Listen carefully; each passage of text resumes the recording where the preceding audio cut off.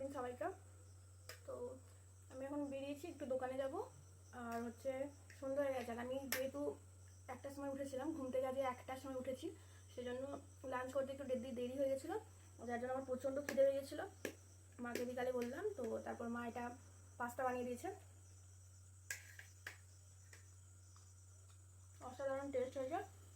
আর এটা আমি তাড়াতাড়ি করে এখন খেয়ে নিচ্ছি, খেয়ে দোকানে যাবো।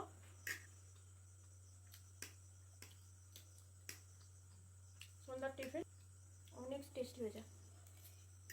আর যেহেতু আমি কোনো সেরকম মশলাপাতি খাই না, এটা শুধু জাস্ট তেল দিয়ে পাস্তা মশলা দিয়ে ভাজা, আর সেরকম কিছু এর মধ্যে মশলা টশলা দেওয়া নেই, এমনকি পেঁয়াজও দেওয়া নেই। আর কাঁচা লঙ্কা আমি নিয়েছি, কিন্তু খাবো কিনা জানি না। আমি এত পরিমাণ লঙ্কা খেতাম, তো এখন আমি আর কিছু খাই না, একটু মেনটেন করার চেষ্টা করছি।